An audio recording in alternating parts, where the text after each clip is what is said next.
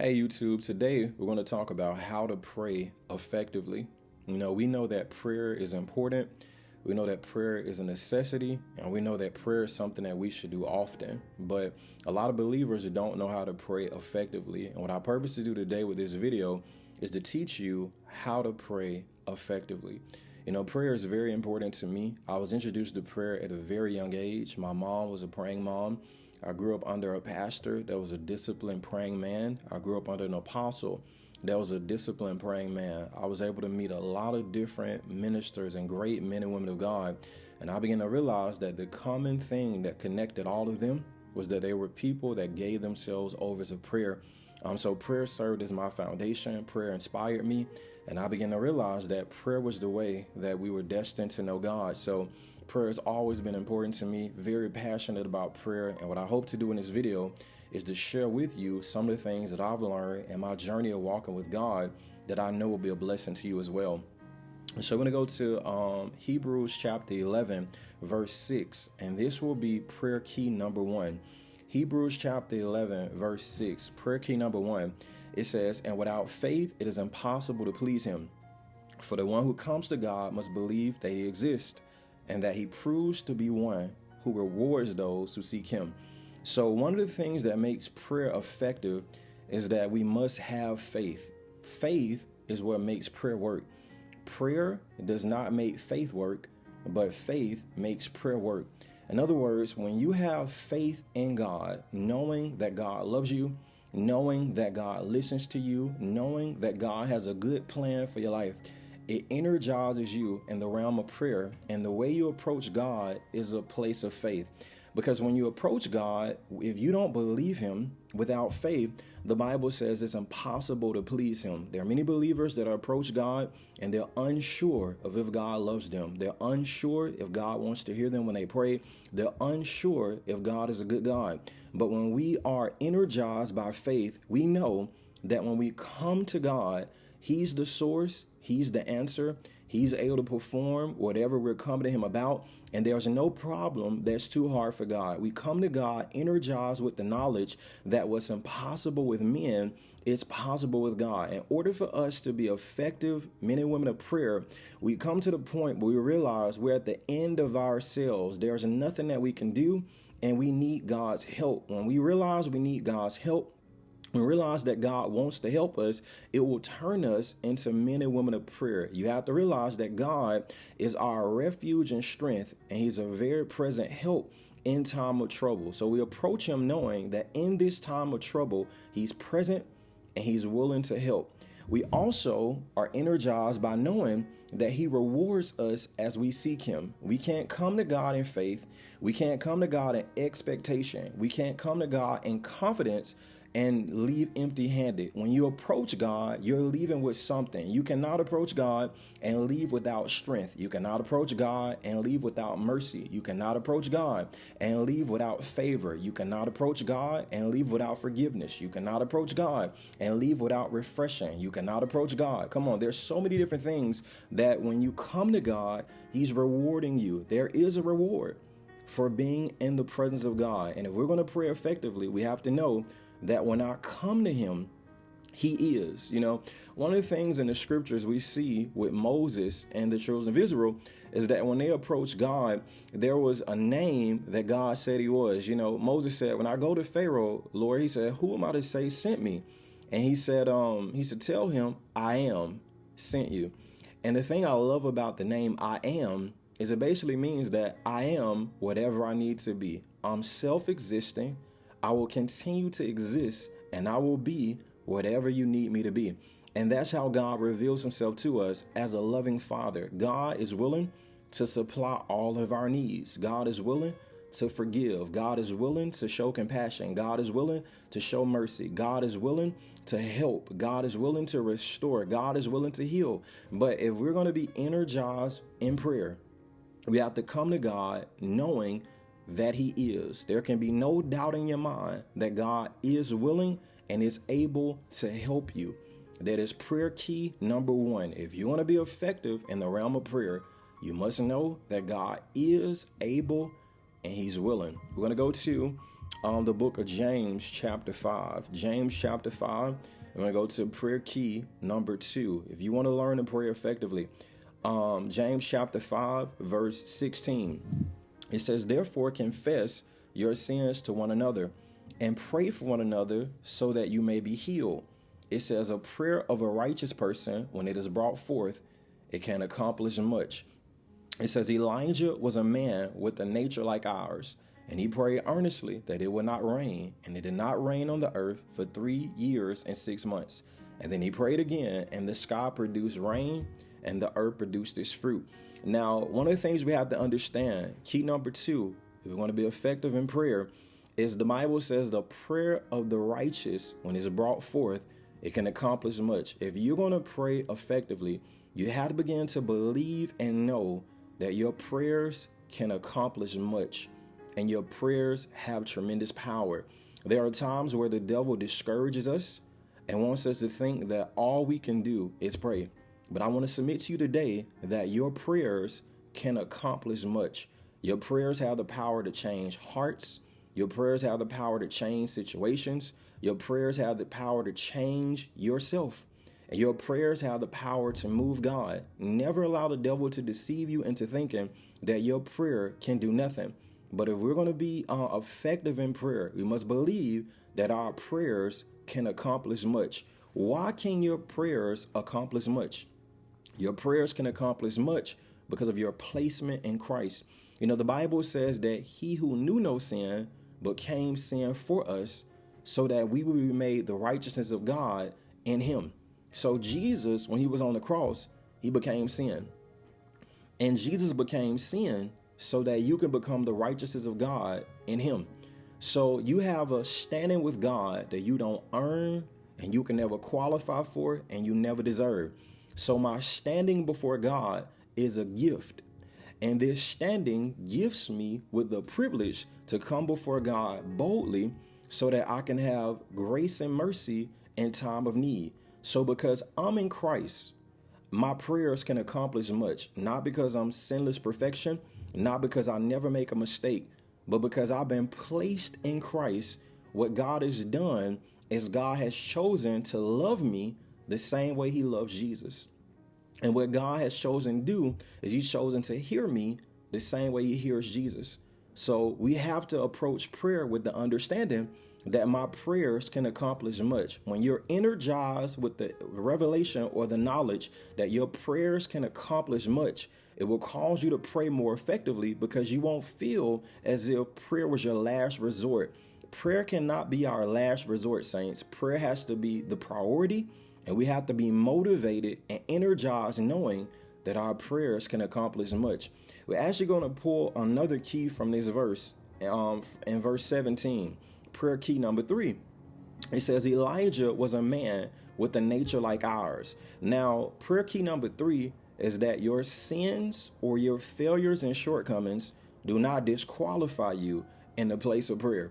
Now, one thing that hinders us in the place of prayer is that we think that because we have sinned or because we have fallen short or because we have done wrong, that God will not hear us. I want you to understand that in Christ, there is provision for your sins, your failings, and your shortcomings. And the Bible tells me in 1 John chapter 1, I believe to be verse 9, it says if we confess our sins, then he's faithful and just to forgive us and to cleanse us from all unrighteousness. You have to understand that when you approach God, if you sinned, all you have to do is confess your sins. And when you confess your sins, the beauty of God is the Bible says that God does not deal with us according to our iniquities. See, I want you to imagine a bank account. And I want you to imagine a bank account that has money in it. And if this bank account has money in it, you're able to deposit or withdraw from this money that's there. Now, what God has done is God has given you the account of Jesus. You don't have your own account. You have the account of Jesus. So God deals with you just as if you never sinned. A lot of us feel as if God deals with us according to our iniquities. But if God dealt with us according to our sins, our failures, and our shortcomings, none of us will be able to stand. But what God wants you to do when you sin or when you do wrong, acknowledge it in his presence acknowledge it, make a decision to turn away from that lifestyle or that deed. And what God will do is he will cleanse you, he'll restore you, and your conscience will be cleaned by the presence of God. Now, we pray effectively. Why? Because we realize that there are great men and women in Scripture who were used greatly of God. And their shortcomings, their failures, and their mistakes did not disqualify them. They did not remain in those places. Their mistakes, their failings, their shortcomings are recorded in the scriptures. But that did not disqualify them from fulfilling God's purpose and call upon their lives. Now, what the devil does to us in the realm of prayer is he accuses us. But we overcome by the blood of the Lamb, the word of our testimony, and we love not our life to the death. It's because Jesus died for us that we're not condemned. It is because Jesus died for us that we're justified. And when we're justified, it means what? That God deals with us just as if I never sinned. So Elijah is the epitome of a man who had failings, who had emotional distress, psychological warfare. But because of his placement in the heart of God, God listened to him when he prayed. I want you to understand, saints, that God hears you when you pray because he placed you in Christ. And because he placed you in Christ, you are near and dear to the heart of God. And because you are near and dear to the heart of God, he always hears you when you pray. You must make the decision, because you love God, not to be defined by your mistakes, your failings, and your shortcomings. And also because you love God, not to make those mistakes, those failures, and those shortcomings a recurring thing. Learn from your mistakes. Don't repeat those mistakes. Grow from your mistakes, but realize that your mistakes, your shortcomings, and your failures do not disqualify you from the place of prayer. We're going to go to another place. We're going to go to the book of Luke. The book of Luke. We're going to go to prayer key number 4. If you want to be effective in the place of prayer. Prayer key number 4. And we're going to go to Luke chapter 11, verse 9. It says, "And I say to you, ask and it will be given. Seek and you will find. Knock and it will be open to you." Verse 10. "For everyone who asks receives, and the one who seeks finds, and to the one who knocks the door be open." Prayer key number 4 is ask and you'll receive. In my circuit of ministry, I'm kind of shocked at how many believers don't ask God for things. They don't ask God for things. They feel like, God is occupied. They feel as if the things that they care about are unimportant to God. And there's no point of asking God those things. But the Bible says, ask and it will be given. Saints, there are things that you're not receiving because you're not asking. And the reason I know this is because the Bible tells me in James chapter 4, you have not because you ask not. Your pride of asking God is what's stopping you from receiving things from God. You have to humble yourself and acknowledge that you need God's help. You have to humble yourself and acknowledge you need God's favor. You have to humble yourself and acknowledge you need God's provision, and energize with the revelation that if you ask, you will receive. It is guaranteed, saints, that if you ask, you will receive. A lot of believers don't pray effectively because they never ask. They never ask God for the things they need. They never ask God for deliverance. They never ask God for healing. They never ask God for friendships. They never ask God for provision. They never ask God for deliverance. They never ask God for anything they need or they desire. Religion teaches us that prayer is only about what you need. You only ask God about your needs and your desires are unimportant, but that's actually anti-scriptural, because the Bible tells us whatever things you desire when you pray. Prayer is birthed out of a desire or a need. If you don't have a need or if you don't have a desire, your prayer is illegitimate.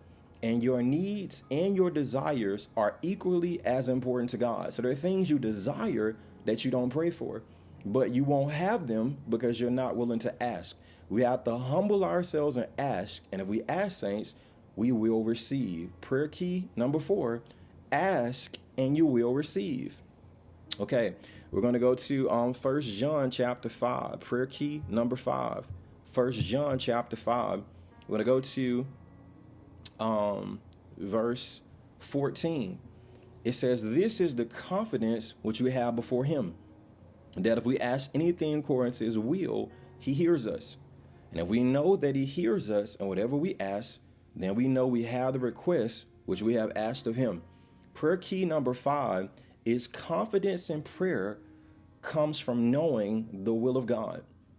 Confidence in prayer comes from knowing the will of God. You know, a lot of times we lack confidence when we approach God because we don't know if God wants to give us what we're asking for. One of the ways that we address that is we grow in the knowledge of God's will. And saints, God's will is revealed in his word. When you read the scriptures, when you read the new covenant, you begin to see what God wills for you. And the more you read the new covenant, the more you read the scriptures, you're going to see what God wills for you. And when you see what God wills for you, you know that if you ask God for these things, you are in perfect alignment with him. One of the things I learned growing up when I was young was we called it developing a prayer vocabulary. And what I began to realize is in the place of prayer, you have to learn to talk to God according to his word. Because when you talk to God according to his word, it gives you confidence in the place of prayer because you're talking to God about things that is on his heart and that's on his mind.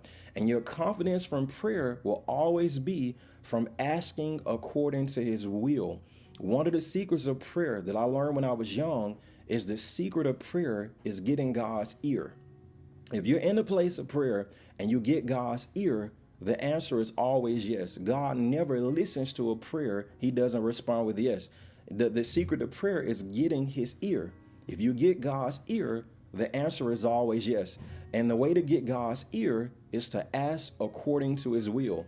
If you ask according to his will, which is according to his word, then the answer will always be yes. And you can grow to a place in your relationship with God where when you frame or structure your prayer purely based upon the written word of God in the scriptures, there will be such a confidence in knowing that the thing you prayed for, the answer is always yes and amen in Christ. The Bible says all the promises of God are yes and amen in Christ Jesus. Saints, when we begin to understand these keys of prayer, we begin to pray so much more effectively. And now we're not struggling. We're not falling into vain repetition. We're not striving. We're not trying to reinvent the wheel. But what our purpose to do today was to give you keys to praying effectively. Because once you learn how to pray effectively, your life will change. You're going to find yourself feeling so much closer to God. And you're going to find yourself a living witness to all those around you that God is alive, that he's not dead, that he loves his children, and he always responds to the prayers of his children. Saints, if this video blessed you, I want you to bombard the comments and let me know what you learned and how it blessed you. And make sure you subscribe to the YouTube channel. There's going to be more inspirational, faith-filling content very soon. I'll see you guys again soon.